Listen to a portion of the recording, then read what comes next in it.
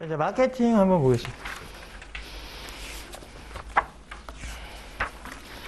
자, 이거는 그냥 자 일일이 다 하길 수는 없고 이제는 나올 수 있을 걸 정리해 드릴 테니까 그거를 기본 교재라든지 뭐 여기 계신 분들이 제 수업을 듣는 분도 있을 거고 뭐 다른 데서 오신 분도 있다고 제가 들었는데 어쨌든 본인이 갖고 있는 교재 가지고 정리를 잘 하십시오. 우선 41페이지 한번 보십시오. 마케팅 관련된 거.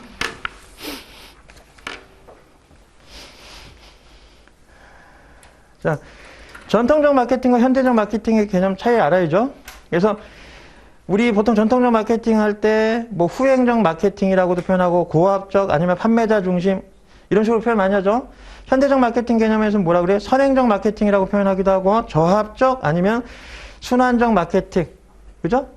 선형 마케팅은 전통적 마케팅 개념이죠. 순환적 마케팅 개념이 현대적 관점의 마케팅 개념이잖아요. 그죠? 그러니까 그 정도의 개념을 이해하시면 되고 마케팅 유형을 잘 정리하세요. 제가 여기다가는 제목만 달아놓긴 했지만 대항적 마케팅이나 재마케팅, 전환 마케팅, 디마케팅, 역마케팅 같은 개념 아셔야죠. 그죠?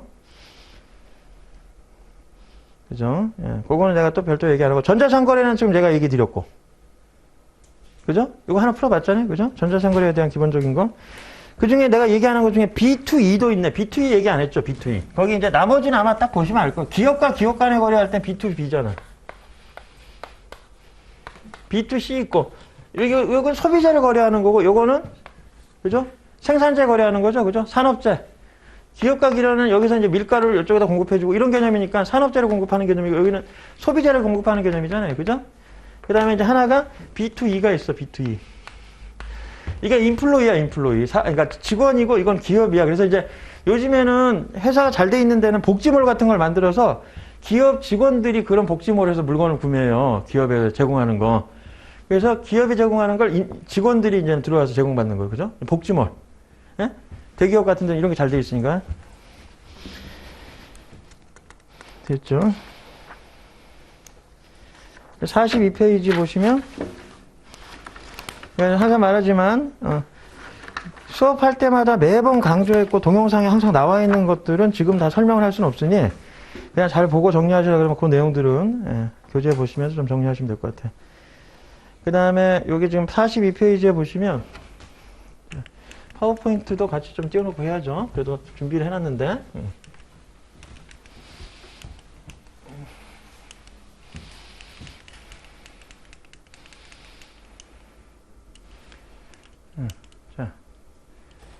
자, 여기서는 뭐, 여기 유인물로 하는 것보다는 여기서 이제 중요한 거, 나머지 유인분에 있는 거 좀 참고하시고, 우선 여기는 없는데, 교재에서 보시면 42페이지에 수집 자료의 종류, 1차 자료, 2차 자료는 기본적으로 구분하실 줄 알죠?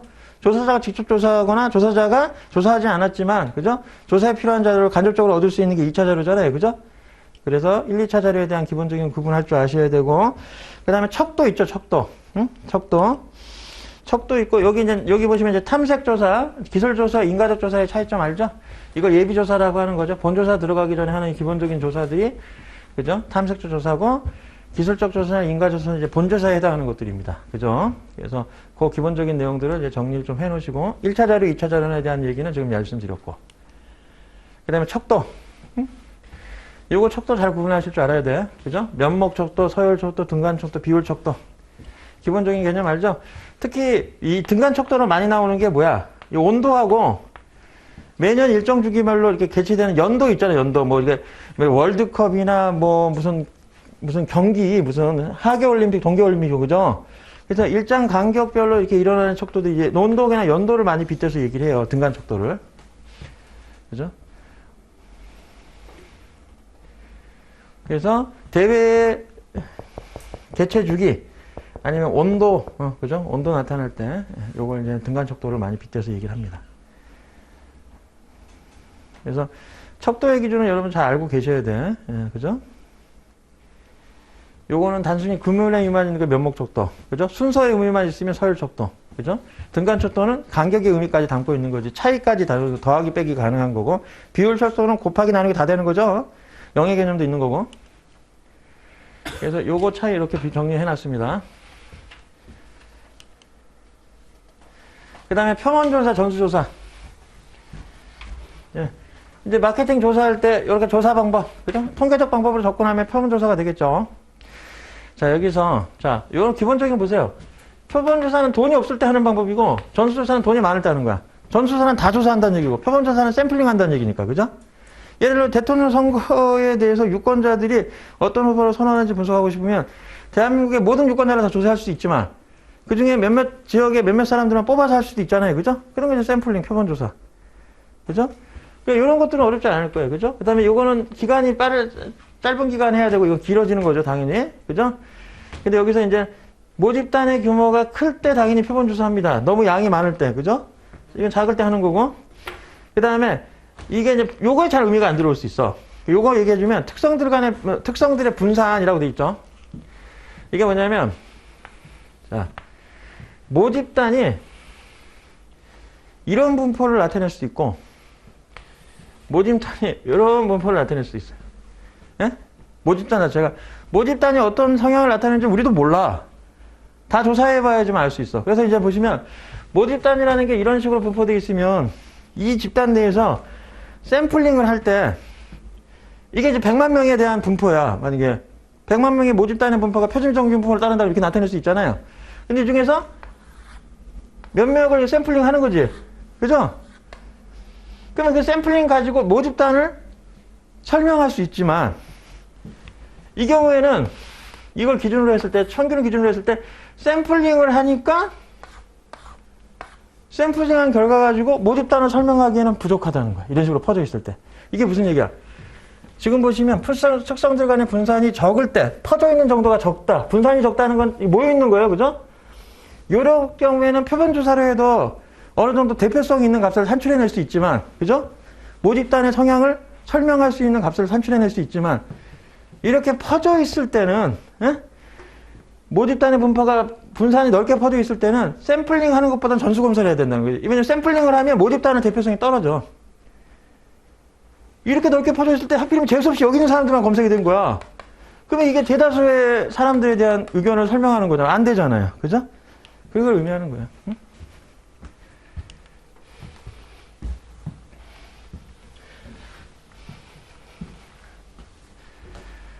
그 다음에 표본 추출 과정. 이거 확률명하고 비확률명을 정리해 놓으셔야죠. 비확률은 진짜 조사자의 자의에 의해서 추출하는 거야. 확률명은 말 그대로 객관적으로 추출하는 거. 뭐 랜덤 함수를 쓰거나 주사위를 돌리거나 해서 표본 추출을 하니까 확률 모형이 되는 거죠. 그죠?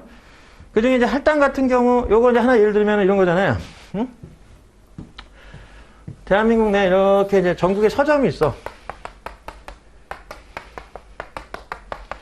전국 내에 이제 서점이 수많은 서점들이 존재하겠죠? 예? 그럼 전국의 대한민국의 서점의 평균 매출액을 알고 싶은 거예요. 연평균 매출액을. 그죠? 그럼 이 서점들 중에 임의적으로 이제 뽑아가지고 샘플링을 한 다음에 그걸 가지고 그 사람들의 평균, 그죠? 서점들의 평균 매출액을 계산하면 이게 대한민국 전체 서점의 매출액을 대표할 수 있느냐? 예? 안 된다는 거야. 왜냐? 대한민국의 90 몇 프로는 다 영세한 서점이고 극히 일부분의 서점들만 대형 서점이고 나머지 중형 서점들도 몇 개 없어. 예? 그러니까 그냥 여기서 무작위로 추출하면 대표성이 떨어지죠. 예? 그러니까 어떻게 해야 돼? 이걸 계층으로 나눠줘야 돼. 그러니까 대형 서점과 중형 서점과 서형 서점으로 우선 구분해 놓고 이렇게 계층을 구분한 다음에 대형 서점에서 몇 개 뽑고 중형 소형 서점에서 이렇게 뽑아야 대한민국 전체 평균 매출, 그죠? 서점의 평균 매출을 계산할 수 있지. 그냥 임의적으로 무작위로 뽑아버리면 대표성이 떨어지지. 그러니까 이럴 때 쓰는 방식이 뭐야? 이게 할당이라는 거야, 할당. 그죠? 근데 그걸 확률 모형을 정의해서 하면은 이게 이제 층화가 되는 거야. 예? 확률 모형으로. 이제 개념 차이는 뭐야? 임의적으로 자의적으로 추출하느냐? 아니면 말 그대로 순수하게 랜덤, 객관적으로 뽑느냐 차이잖아요. 그죠?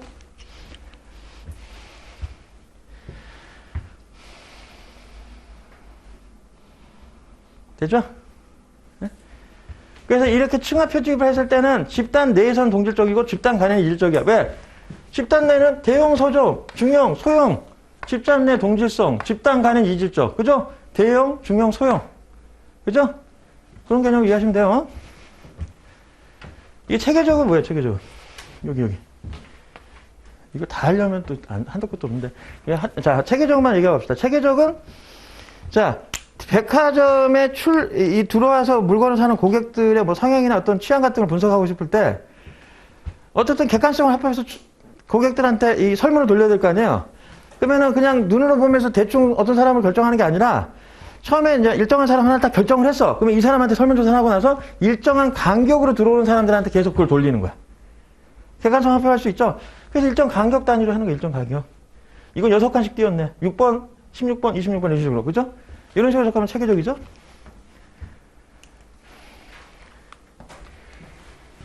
그 다음에 STP.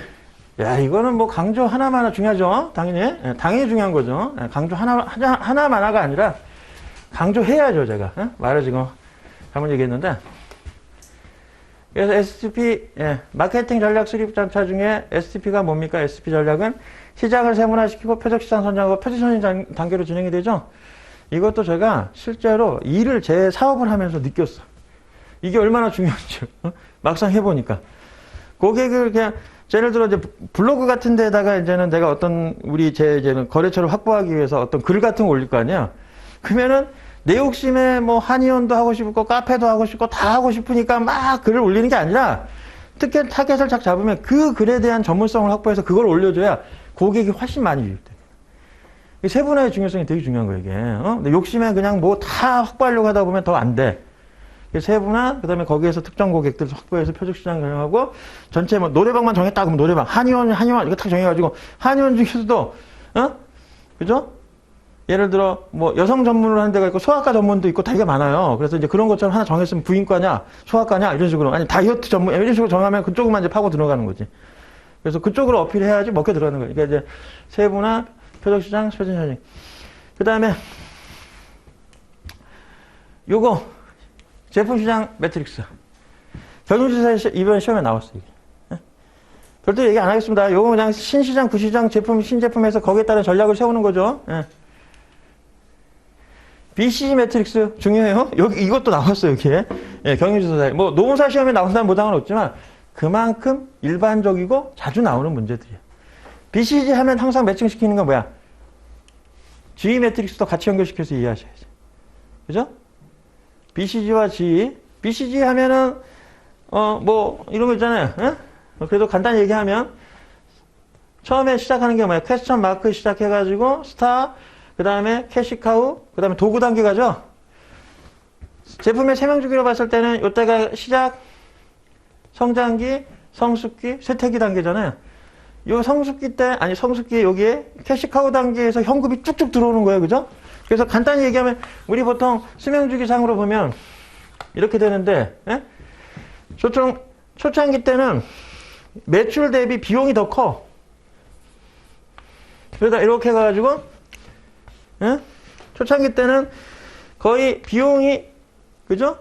수익보다 더 크죠? 노란색이 매출이고, 빨간색이 비용이라고 하면. 그러다가 이제, 요 성숙기, 그죠? 요 스타 단계 갔을 때 요것도 너무 크다. 거의 똔똔이야, 똔똔, 이렇게. 똔똔 가다가, 요 이제는 성숙기에 들었을 때, 요때 이제 이익이 쭉쭉 나는 거예요. 요런 흐름이죠? 그죠? 요때는 이제 끝으로 갈수록 이제 정리하는 단계고. 마음이 급하다 보니까 뭐 그림이 좀 그렇긴 하지만 의미는 이해하셨죠?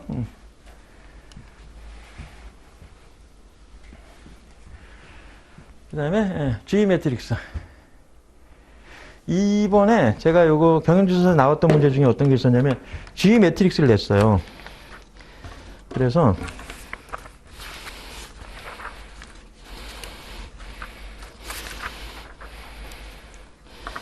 페올의 일반 관리 원칙도 이번에 나왔고 테일러의 과학적 관리법도 나왔는데 테일러의 과학적 관리법에서 이제 해당하지 않는 지문 찾았는데 답이 5번이었어. 그게 3S. 테일러의 과학적 관리법에 해당하는 특징이 아닌 거 해가지고 뭐 직능제, 작업부재, 차별적 성과급 뭐 4번 해서 이제 마지막에 대량 생산 방식의 3S. 3S는 포드 시스템 개념이잖아요. 그죠? 컨베이어 벨트. 그래서 그런 게 시험에 다 나왔어요. 그래서 그것도 나왔고, 경영의 기본 이론에서 경영자 뭐 메이오하고 ERG 이론을 엮어놓고 맥그리거의 XY인데, 메이오는 ERG 이론하고 상관없죠. 그죠? 그게 답으로 나왔는데, 뭐 그런 것도 나왔고, 사회적 책임에 대한 문제도 나왔습니다. 사회적 책임에도 나왔고, 엔서프 조금 전에 얘기했던 거 그 문제 나왔고요. 내가 지금 보려고 했던 게 어디 갔어? 내가 막상 찾으려니까 못 찾겠네. G 매트릭스 어디 있어?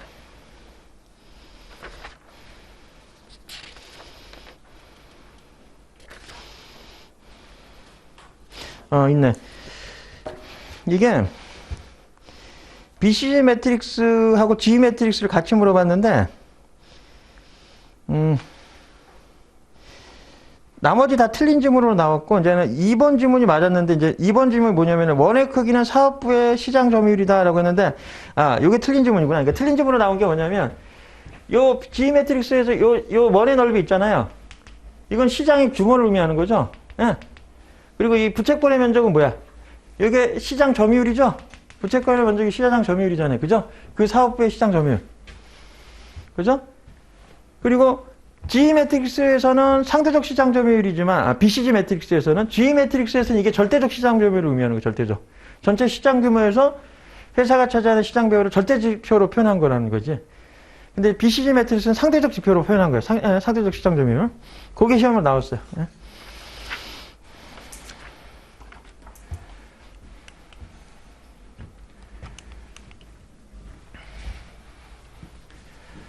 자, 그리고 제품의 수준별 정의, 핵심 제품, 유형 제품, 확장 제품 이해하죠? 제품의 본질적인 기능 그 수준을 우리가 핵심 제품이라고 하죠? 근데 그 핵심적인 기능을 수행하기 위해서 물리적 형태를 갖추는 걸 유형 제품이라고 하고 거기에 따른 여러 가지 부가 서비스, 그죠? 그게 확장 제품의 의미죠. 네? 그죠? 이 제품의 수준별 정의 아셔야 되고 제품 믹스, 제품의 넓이, 길이, 그러니까 제품 라인의 길이, 넓이, 폭, 그 다음에 깊이까지 요 개념 아셔야 되고 그 다음에 요거 상표 전략 이것도 뭐 조금 전에 엔서프 전략처럼 기존 제품과 신제품, 기존 상표와 신상표라는 개념으로 해서 연결지어서 이해하시면 되잖아요. 그죠? 그래서 많이 했고 뭐 많이 있죠. 기존 상표에 기존 제품명을 붙이는 대표적인 방법이 뭐예요? 무슨 맛? 예? 바나나 맛, 딸기 맛 이런 식으로 햇반도 무슨 햇반 무슨 햇반에서 뒤에 각각 맛만 붙여서 살짝 변화하는 건 기존 브랜드에서 그냥 계속 계열만 확장하는 개념이잖아요. 그죠? 신제품에다가 기존 상표를 붙이는 거 이게 이제 뭐냐면 내가 많이 빗대는 게 LG 디오스 LG 디오스가 처음에 냉장고로 시작했다가 아마 검색해보시면 LG 식기세척기도 있고 LG 디오스 뭐 인덕션도 있고 되게 많아요 얘네들이. 그러니까 이런 식으로 하나의 브랜드로서 흥정하니까 그걸 가지고 계속 확장하는 거잖아요. 그죠? 그죠? 이런 거. 그러니까 이런 개념. 그래서 뭐 그 정도로 해서 여러분들이 잘 정리를 하시면 될 것 같아요. 얘기하다 보니까 중간중간 하나씩 건들고 공동 브랜드는 여러 기업들이 하나의 브랜드로 통일해서 보통 이제 규모가 좀 작은 중견기업들이 중소기업들이 이 전략을 쓰죠. 미국의 캘리포니아 오렌지, 선키스트라든지 국내 가죽 제품 브랜드 뭐 가파치 이렇게 써놨어요. 신발업체, 중소 신발업체인 귀족 이런 브랜드들도 여러 업체들이 모여가지고 하나의 브랜드를 가지고 활용을 하는 겁니다. 뭐 여러 가지 장점들이 있겠죠, 그죠? 마케팅 비용 감소하고 제품 원가 절감하는 등 품질 향상에 기여할 수 있기 때문에 공동 브랜드를 많이 활용한다. 자, 촉진 전략. 우리 여기서 이제 뒤에서 얘기하는 건 다 사피와 관련된 거죠? 사피 기본적으로 뭔지 알죠? 예. 조금 전에도 계속 했지만 제품 자체, 그 다음에 프로덕트, 프라이스, 프로모션, 그리고 프레이스까지. 그죠? 그거 좀 순차적으로 하나씩 보는 거죠? 그래서 요거 촉진은 프로모션이에요, 프로모션. 그죠? 그래서 기업이 의도적으로 예상한 수요를 확보하기 위해서 그 고객들한테 수요를 욕구를 환기시키고자 하는 모든 활동들을 촉진 활동이라고 합니다. 그래서 이 촉진 전략과 관련된 네 가지가 있었죠. 네 가지 툴이 인적 판매, 광고, PR, 홍보, 그 다음에 판매 촉진까지 연결되는 거예요. 그 중에서 소비용품 같은 경우는 소비재는 광고 전략이 가장 효과적이야. 광고에 돈을 많이 투자해야 돼. 그죠? 근데 산업재는 뭐에다 투자를 많이 해야 돼? 인적 판매에다 투자를 많이 해. 산업재는 기업의 구매자와 그 다음에 판매자가 서로 엮이는 개념이라 담당자끼리 모여가지고 술 한잔 하면서 얘기하는 게 가장 잘 먹히겠죠? 산업재는. 그죠? 그래서 인적 판매, 얘는 광고. 그죠?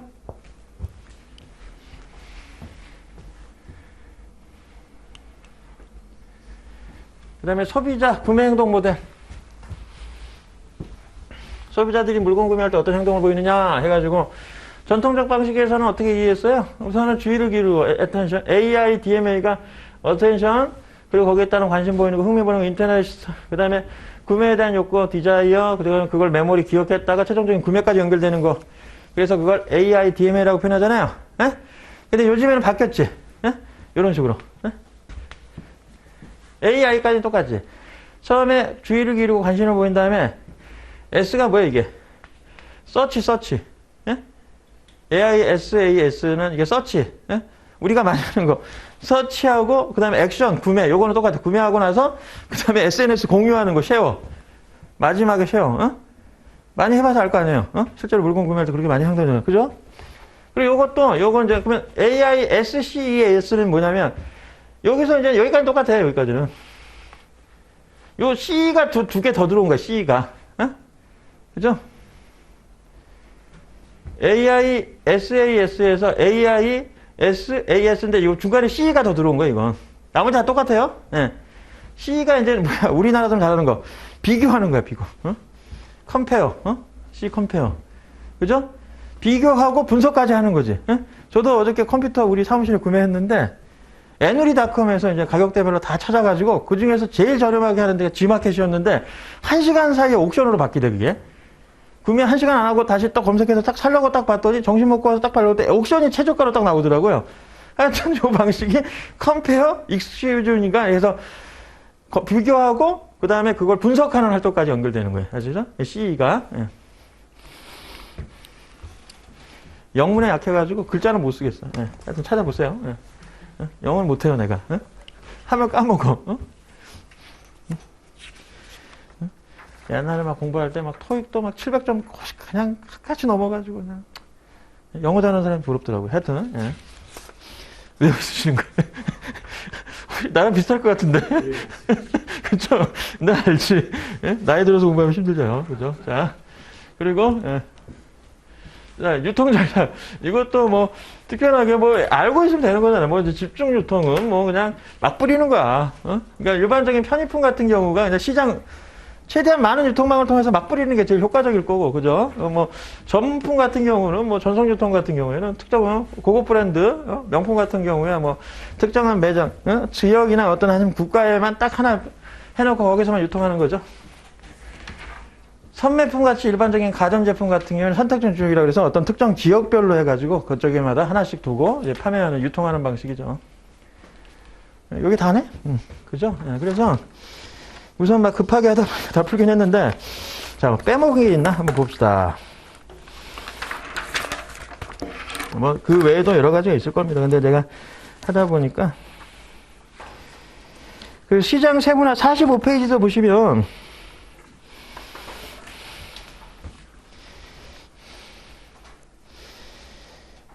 (45페이지에) 시장 세분화의 개념 중에 시장 세분화는 뭡니까? 이질적인 전체 시장을 동질적인 여러 개의 시장으로 나누는 걸 우리가 시장 세분화라고 하는 거죠. 그죠? 그 개념도 알고 있죠? 그리고 시장 세분화의 요건, 측정 가능해야 되고 접근 가능하고 실행 가능하고 유지 가능해야지 그걸 쪼개는 데 의미가 있는 거예요. 그죠? 측정 가능이라는 건 말대로 이제 그 시장을 매출이 얼마가 되는지 수치화시킬 수 있어야 되는 거고, 그죠? 거기에 따라서 접근 가능하려면 말 그대로 그 시장에 접근 가능해야 된다는 얘기고, 실행 가능이라는 건 돈이 돼야 돼, 돈이. 어? 막상 갔더니 뭐 1년에 뭐 1,000만 원 난다 그러면 야, 이거 시장 뭐 세분화 시켜봤자 아무 의미 없잖아요. 그런 게 이제 시장 세분화의 요건입니다. 그죠? 그리고 유지 가능성은 그 기간이 일정 동안 계속 지속적으로 수익이 발생해야 된다는 거고, 그죠? 그 유지 가능성. 그다음에 시장 세분화의 변수, 요거 아셔야지. 어떤 기준으로 시장을 쪼갤 거냐. 그죠? 그래서 라이프 스타일이나 성격은 심리적 기준에 따른 시장 세분화죠. 그죠? 그리고 이제 뭐 추구하는 편익이나 뭐 사용 경험 이런 것들은 구매 행동 기준에 따른 시장 세분화의 기준이고, 그래서 그걸 보고 거기에 나와 있는 각각의 변수를 보고 이게 어떤 기준에 따라서 시장을 세분화시킨 건지를 여러분들이 아시면 돼요. 됐죠? 그 다음에 고관여 저감여 제품은 굳이 제가 얘기 드릴 필요 없을 것 같고, 그 다음에 그 소비자 행동에 대한 평가 모형에서 이제 보상적 전략과 비보상적 전략 있죠. 뭐 이렇게 자주 나오진 않는데 그래도 간단하게는 정리를 좀 해 놓으셔야 됩니다. 보상하고 비보상의 개념을 아실 겁니다. 이제 보상이라는 건 여러 가지 평가 요소들을 각각 상호 간에 같이 고려하는데, 예를 들어 어떤 한 가지가 좋을 때 다른 가지가 안 좋을 때 이제 안 좋은 것과 좋은 거를 서로 합쳐가지고 비교하잖아요. 그게 이제 보상적 전략이고, 비보상적 전략은 각각의 평가 기준을 별도로 독립적으로 평가하는 겁니다. 그래서 우선순위를 두고 한 가지 평가하는 방식이라고 보시면 되겠어요. 됐죠? 이거 빼먹은 게 있나?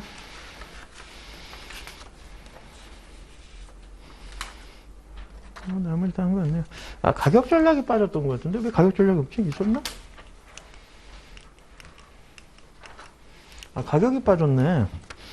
49페이지 한번 보시겠어요? 이번에 나왔어요. 요게 경영지도사 시험에서 어떻게 나왔냐면, 그 49페이지에 보면 가격 전략과 전술을 해서, 경제적 가치에 대비한 가격 전략에서 고가 전략, 침투 가격 전략, 균형 가격 전략 같은 거 있잖아요. 고가격 전략은 뭡니까? 초창기 때 비싸게 파다가 나중에 좀 가격을 내리는 전략이고, 침투 가격은 처음에 저가에 팔다가 나중에 가격을 올리는 방식이거든요. 고가격 전략을 다른 말로 스키밍 프라이싱이라고도 하죠. 그래서 그 개념하고, 그 다음에 이제 가격 전술 중에 거기 이제 밑에 보면 심리적 가격 기준에 따라서 가격 결정하는 방법 해가지고, 명성 가격, 촉진 또는 손실 유도 가격이라고도 하죠. 단수 가격은 뭔지 알죠? 1,000원짜리를 990원 파는 거 이런 게 단수 가격이죠. 그 다음에 관습 가격. 그 외에도 여러 가지가 있죠. 종속 가격도 있어요. 종속 가격. 종속 가격이 뭔지 알아요? 당연히 아셔야죠. 종속 가격은 뭡니까? 프린트. 그렇죠. 프린트를 많이 빗대서 하죠. 프린트는 되게 저렴하게 파는데 거기 들어가는 종속 제품인 소모품은 엄청나게 비싸게 팔아서 수익을 남기는 방식이 종속 가격이에요. 그죠? 그런 것들에 대한 정리를 다 해놓으셔야 되는데, 이번에 경영지사에서 나왔던 것도 한번 다시 예를 들면, 이 가격 전략에서 지금 얘기했던 게 나왔어요. 어떤 게 나왔냐면, 한번 예를 들면 이런 겁니다.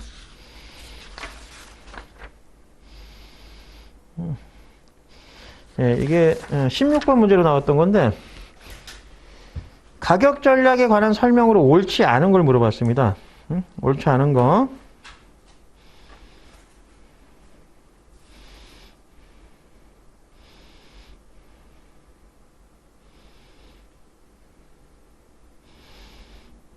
잠깐만, 이게.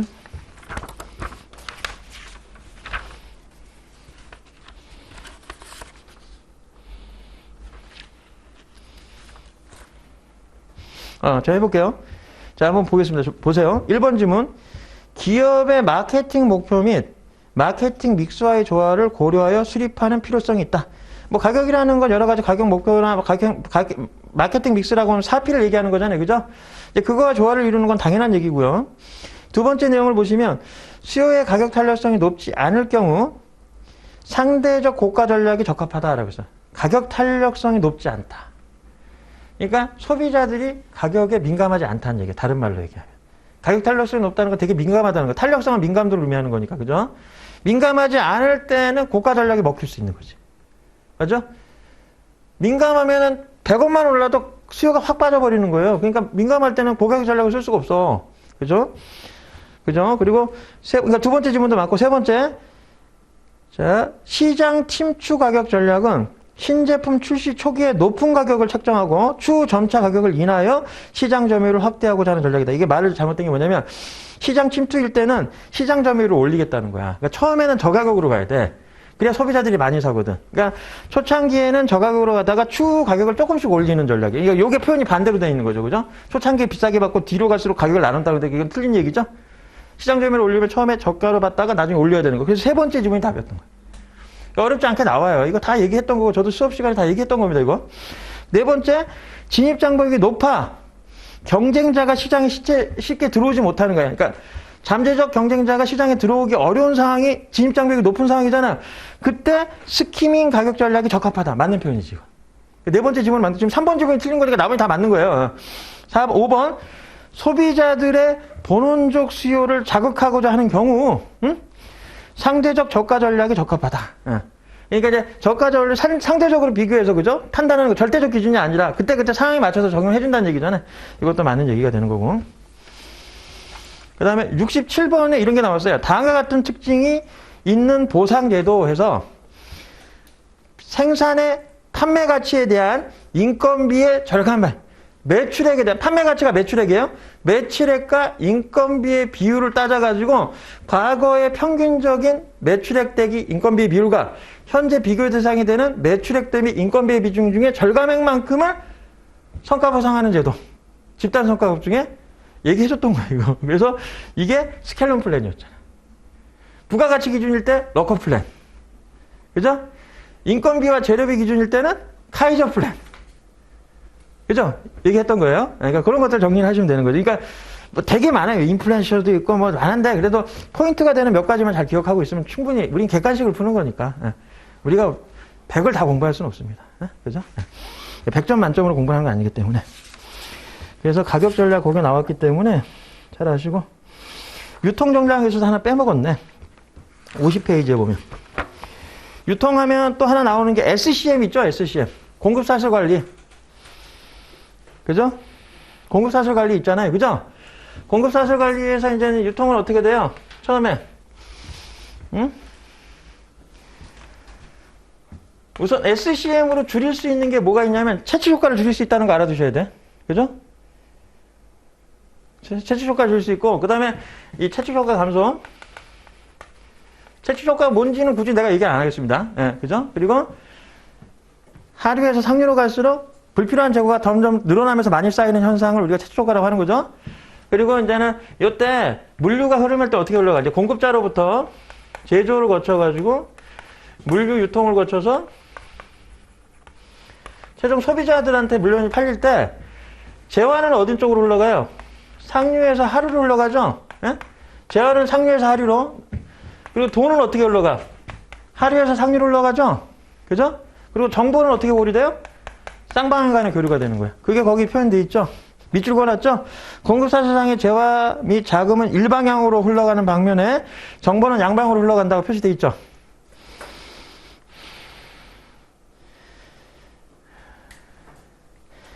그 다음에 프랜차이즈도 좀 알아둬야 될 것 같은데 내가 얘기를 안 했는데 프랜차이즈도 간단히만 좀 얘기 드리면 요즘에 뭐 프랜차이즈 많이 익숙하잖아요. 그죠? 그래서 백종원 씨가 또 많이 나오면서부터 프랜차이즈 관련된 뭐 이런 것들 많이 뭐 TV에서 방영하고 했으니까 프랜차이즈가 이게 이제 기본적인 메커니즘, 그러니까 구조가 가맹본부가 있어요. 이게 이제 프랜차이즈 본사라고 생각하시면 돼.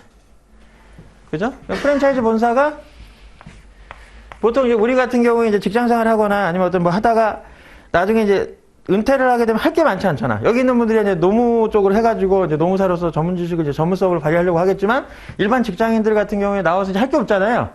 근데 내가 음식점을 하고 싶어. 전혀 음식을 만들어 본 적이 없는 사람이 음식점을 하려면 어떻게 해야 돼? 노하우가 있는 사람들한테 그 자료나 어떤 가지 정보를 가지고 내가 운영을 해야 된다. 그러니까 이제 그때 이제 가맹본부가 그런 노하우를 다 갖고 있는 데야. 그죠? 그러면 이제 내가 그 가맹본부 밑에 들어가는 거야. 예? 그래서 이 가맹점을 내는 거야. 가맹점. 가맹점. 예? 그래서 나는 가맹점이 되면 이제 가맹점주가 되는 거야. 나는. 그죠? 그럼 프랜차이즈 본사에서 각각 어떤 특정한 이 영업권을 이렇게 부여를 해줘요. 그래서 그 지역에서는 당신이 거기서 영업을 해라. 그래서 이제 프랜차이즈 본부하고 프랜차이즈 가맹점주가 계약을 맺어요. 네?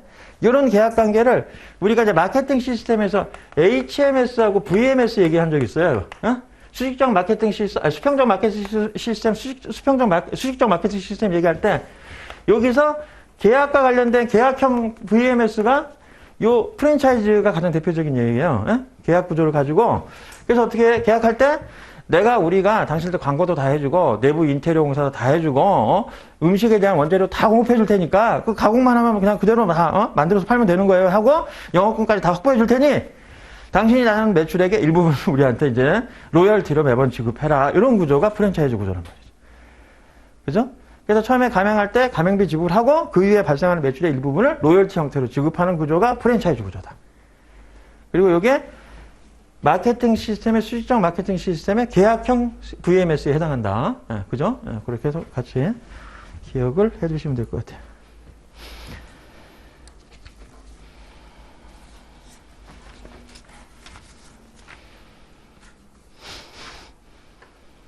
그리고 내가 저번에 내가 이거 했나요? 이거 마지막으로 이거 하나 더 하고 싶은데 그냥 끝내려고 하다가 요것도 지금 경영지도서 시험에 한번 나왔어요, 이번에. 근데 이제 제가 저번 시간에 그거 얘기했나요? 응? 가중평균 자본비용 얘기했어요? 재무관리 할 때? 가중평균 자본비용 얘기했어요? 안 했나요? WACC라 그래서 가중평균 자본비용 얘기 안 했어요? 안 했어요? 안 했구나.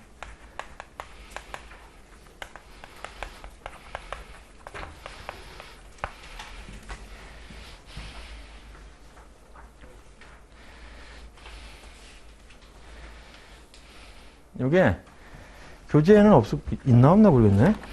지금 유인물에는.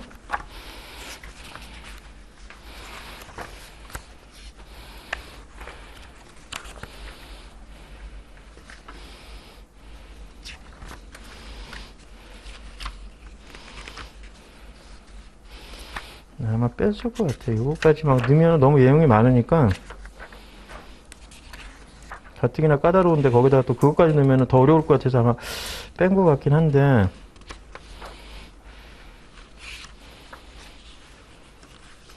뺐나봐요. 안 들어갔네. 근데 이게 이제 이거야. 이게 무슨 얘기냐면,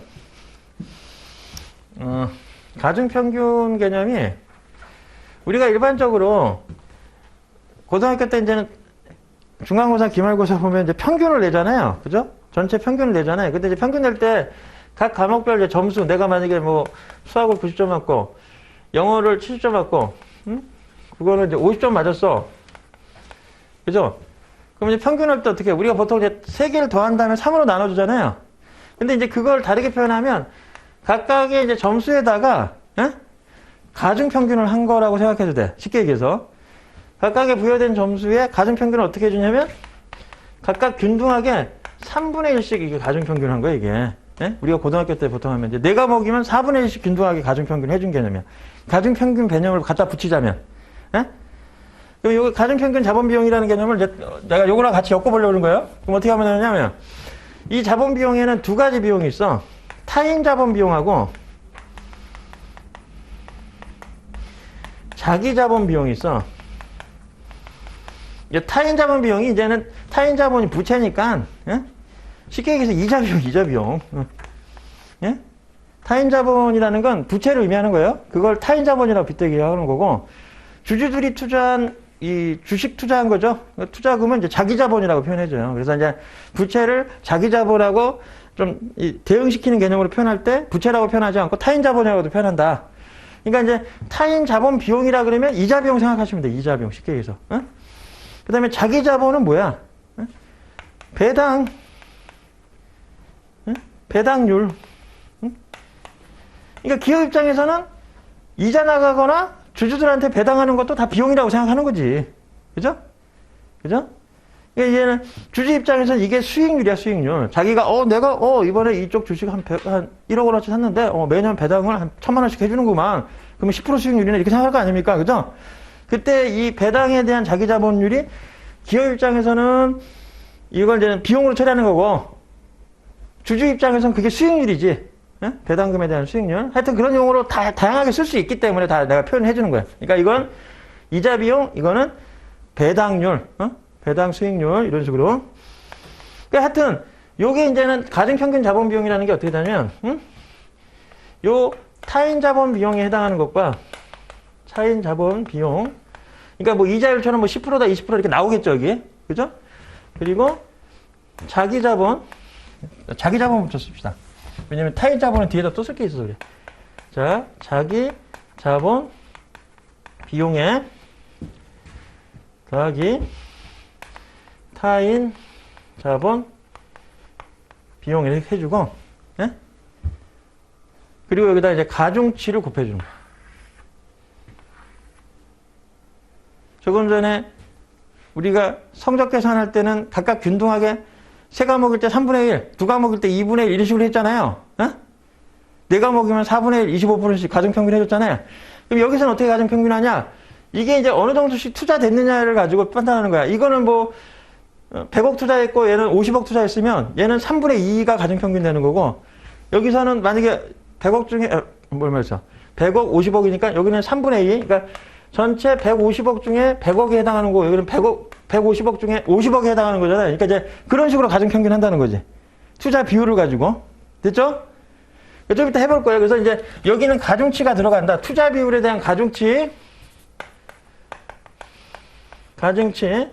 하여튼 가중치가 들어가는 거예요, 여기. 가중치가 들어가고 하나 더 고려해야 될 게 타인 자본은 이자 비용이다 보니까 회계학적으로 봤을 때 세금 효과라는 게 있어. 세금이 절세 드는 효과가 있어. 이자 비용은 비용으로 인정해줘. 회계학에, 이게 세법에서.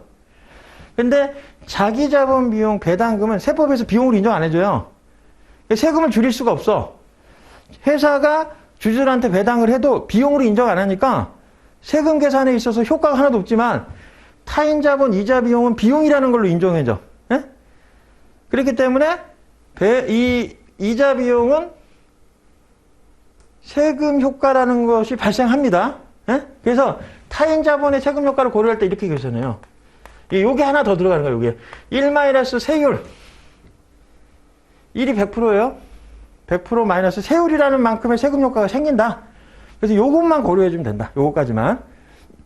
그러면 이제 풀면 돼요. 예? 요걸 가지고 이제 푸는 거야. 그래서 이렇게 나왔어요. 시험 문제. A사는 타인 자본이 500억이고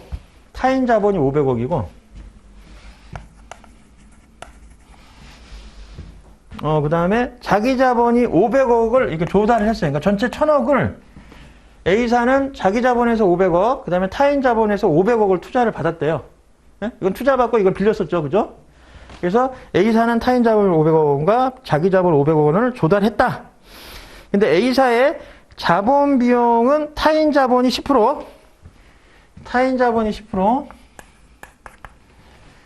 그러니까 이자가 10% 나간다는 얘기예요. 쉽게 얘기해서. 그죠? 이자 비용이. 그리고 자기 자본은 20%. 그러니까 배당은 20%로 해주는 거야. 빌린 돈에, 이 투자받은 돈에 20% 배당금을 지불한다는 얘기고, 타인 자본은 10% 이자 비용이 나간다는 개념이에요. 거기 이제 가중평균은 어떻게 하면 돼? 각각 전체 1000억 중에